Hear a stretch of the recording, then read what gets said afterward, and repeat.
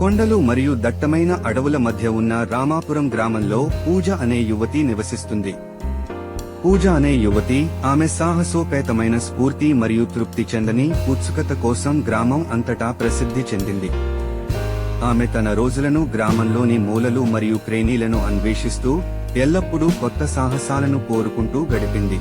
ఒకరోజు ఊరి పొలిమేరలో ఉన్న అడవిలో తిరుగుతున్నప్పుడు పూజ తను ఇంతకు ముందెన్నడూ చూడని రహస్య మార్గంలో తడబడింది. ఆసక్తితో ఆమె తన కోసం ఎదురుచూస్తున్న మాయా రహస్యాల గురించి తెలియక అడవుల్లోకి లోతుగా మార్గాన్ని అనుసరించింది. పూజ అడవిలోకి మరింత లోతుగా నడిచినప్పుడు చెట్లపై విచిత్రమైన చిహ్నాలు చెక్కబడి ఆకుల మధ్య మెరుస్తున్న లైట్లు నాట్యం చేయడం ఆమె గమనించింది. మాయాజాలంతో అడవినే సజీవంగా ఉన్నట్టు ఆమె గాలిలో జలధరింపు అనుభూతిని పొందింది. అడుగడుగునా పూజ అడవిలోని మర్మమైన శక్తికి మరింత ఆకర్షితురాలైంది. ఆమె ఒక క్లియరింగ్ కు చేరుకునే వరకు ఆమె దారిని అనుసరించింది. అక్కడ ఆమె రంగురంగుల పువ్వులు మరియు మెరిసే స్ఫటికాలతో చుట్టుముట్టబడిన అందమైన మెరిసే చెరువును చూసింది. చెరువు అందానికి మైమరచిపోయి పూజ జాగ్రత్తగా దగ్గరకు వచ్చింది. ఆమె దగ్గరికి వచ్చినప్పుడు ఆమె నీటి నుండి ఒక బొమ్మ బయటపడటం చూసింది. అది నీటి వనదేవత. ఆమె చర్మం కాంతితో మెరుస్తుంది. నీటి వనదేవత తనను తాను జలకన్యగా పరిచయం చేసుకుని మంత్రముగ్ధులను చేసిన చెరువు వద్దకు పూజకు స్వాగతం పలికింది.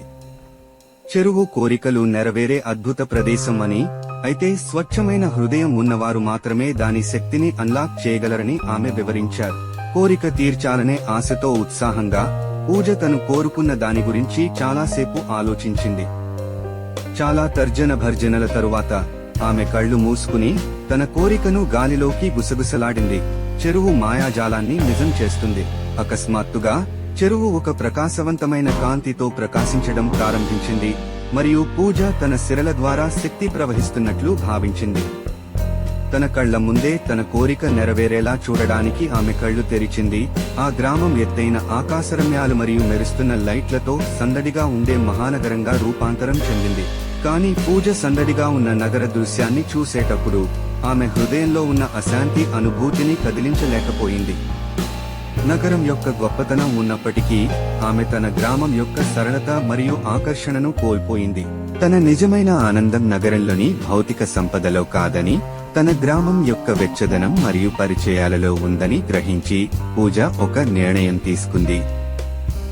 నిశ్చయమైన వ్యక్తీకరణతో ఆమె కళ్ళు మూసుకుని మరొక కోరిక చేసింది.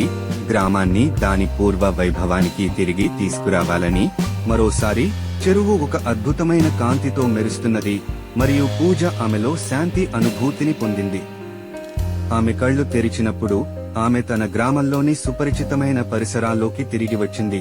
ప్రకృతి శబ్దాలు మరియు గాలిని నింపే నవ్వుతో. ఇంట్లో ఉన్నందుకు అమితానందంతో.